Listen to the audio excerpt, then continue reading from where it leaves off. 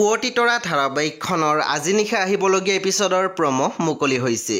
আজিৰ প্ৰমোটোলৈ আগবঢ়াৰ আগতে আপোনালোকে মোৰ চেনেলটো ছাবস্ক্ৰাইব কৰি কাষত থকা বেল আইকনৰ টিপি দিবলৈ নাপাহৰিব।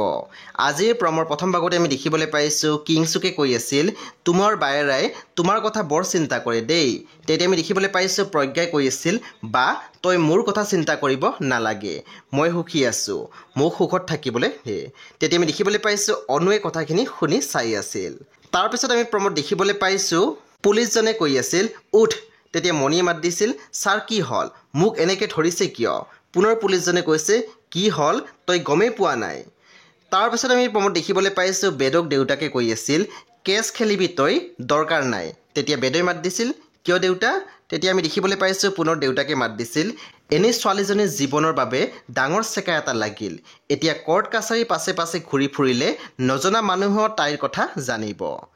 সেই বন্ধু বান্ধৱীসকল আজি নিশা 9 বজাত ৰং টিভিত আহিবলগীয়া পুৱতিতৰা ধাৰাবাহিকখন খুবেই বেছি ইণ্টাৰেষ্টিং হ'বলৈ গৈ আছে, সেয়ে আপোনালোকে চাবলৈ একেবাৰে নাপাহৰিব। পৰৱৰ্তী আপডেটৰ বাবে আপোনালোকে মোৰ চেনেলটো ছাবস্ক্ৰাইব কৰি কাষত থকা বেল আইকনৰ টিপি দিবলৈ একেবাৰে নাপাহৰিব আৰু প্লিজ আপোনালোকে মোৰ ভিডিঅ' এটা লাইক কৰি দিব।